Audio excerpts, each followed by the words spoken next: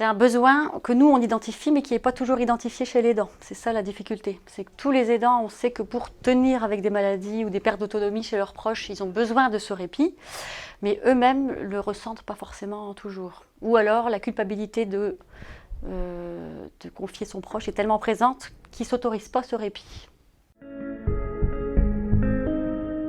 Le lâcher-prise, c'est aussi accepter que son proche soit plus tout à fait comme avant, mais qu'il y a quand même des choses qui vont bien, qu'on peut stimuler.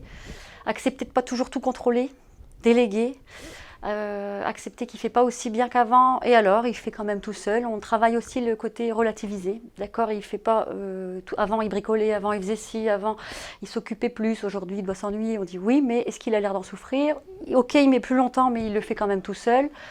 Donc on axe là-dessus pour qu'ils fassent moins de choses à la place de leurs proches, parce qu'on sait que ça c'est source d'épuisement. On leur explique les services, mais on y va tout doucement pour pas qu'ils se sentent aussi dépossédés voilà, c'est mon proche, c'est mon père, c'est mon mari. Donc c'est compliqué de faire confiance, donc on y va vraiment à tâtons. On ne va pas tout de suite proposer un séjour d'une semaine en structure. On fait d'abord, si vous voulez, on peut vous relayer à la maison 1 heure ou 2, le temps que vous fassiez quelques courses ou que vous alliez chez le médecin. Après, ça peut être à la journée, 1 fois par semaine. On vient chercher votre proche, comme ça vous avez une journée pour vous. Puis on peut ajouter petit à petit des choses comme ça. Ici, l'une des missions de la maison d'Aloïs, il y a le répit, il y a le soutien psychologique et il y a aussi le côté rompre l'isolement. Donc c'est pour ça qu'il y a tout un planning d'activités tous les jours, enfin, de lundi au vendredi, pour maintenir le lien social. Donc on met en lien des familles, des couples ou des enfants qui accompagnent leurs proches, soit autour d'un goûter, soit autour d'un restaurant, une marche sur la digue ou une conférence qui pourrait les intéresser.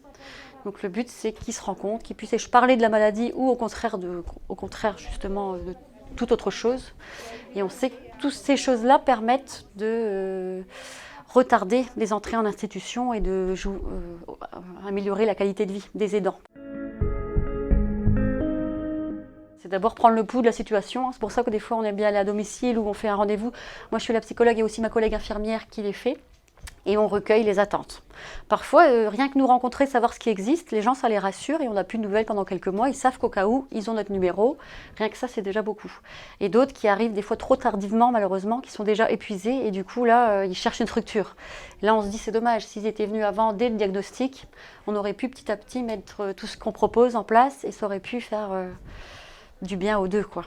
Et empêcher les entrées trop précoces en institution. Parce que la majorité des gens, ce qu'ils nous disent, si on veut rester à 2 le plus longtemps possible, ou on veut que ma mère reste chez elle toute seule le plus longtemps possible, c'est pour ça qu'on travaille le lâcher-prise. Si vous voulez que ça reste comme ça le plus longtemps possible, il va falloir accepter un petit peu d'aide.